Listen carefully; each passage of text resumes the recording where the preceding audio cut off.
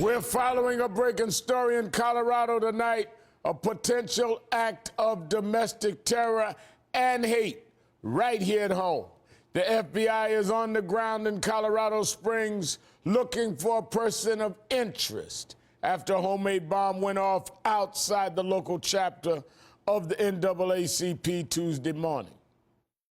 The FBI tells News 5 an explosive device next to a gas can was detonated, but the can didn't explode, leaving singe marks against the building that houses Mr. G's hair design studios and the local chapter of the NAACP. Federal agents are trying to figure out if this was a targeted attack. No one was hurt in the blast, but witnesses say the explosion rocked the neighborhood. First I heard the boom and I felt the shake of my house. It was so hard I felt like it shook the whole wall. And all of a sudden I heard this big boom. I was in the military, so it was pretty much equivalent to an IED. There was smoke everywhere. The building on the side was burnt. Right here as he's headed up the street. Whoever did it took off right away though. The FBI still isn't saying who was being targeted, but a spokesperson today said it is certainly a possibility of being a hate crime or domestic terrorism. So who are they looking for, and how will they find him?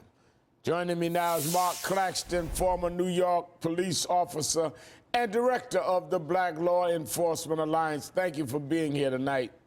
Thank you, Rev. Mark, do you think this was a targeted attack?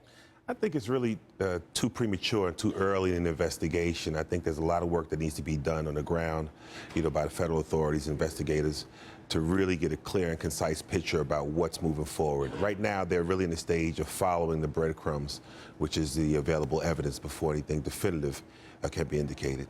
Now, the FBI is looking for a person of interest. Here's the description. He's a balding white male, about 40 years old. He was driving a white pickup truck from 2000 or older.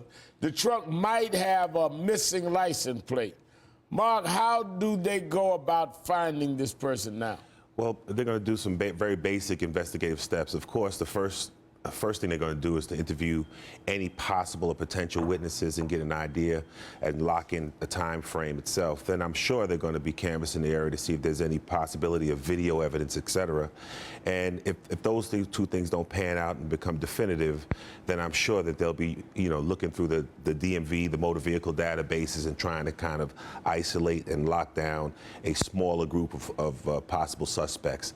The Colorado Springs Gazette reports that the bomb went off behind the barber shop on the opposite side of the building from the NAACP. Does that tell you anything? Well, it just opens up a lot of possibilities, and that's why I say it's so early in an investigation, because you never know where these investigations will lead. And the obligation of those people who are investigating it really is to follow the evidence. You don't know what motive is. Yeah. You don't know any specific and detailed information enough to be definitive about it. Because don't most people that do hate crimes or terrorist attacks like this, wouldn't they have put a message somewhere, or wouldn't it be for them to make a statement, and we don't have anything like that yet? Yeah, that's commonly done, and there's no clear and concise statement about whether or not there was any message or indication or anyone who even wanted to take credit for it. And then there's also the possibility of the lone wolf type of scenario, someone who has a personal grievance or beef and is carrying out these type of terroristic acts. Well, the barber who runs the shop was there when the explosive device went off. Listen how he describes it. I heard a tremendous explosion.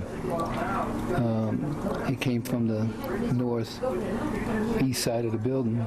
It was so loud, it sounded like it almost sounded like it was in the building. That's how loud it was. What other kind of information will they want from him or other witnesses?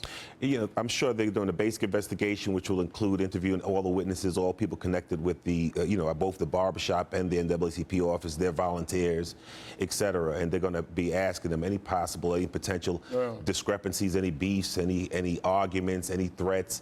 All of that will be inclusive. Did you see anyone in the area leading up? Did you see anyone in the area that leads up that leads up to it? Is this person that supposedly was seen in the area? Is he commonly seen in the area? Have other people seen him?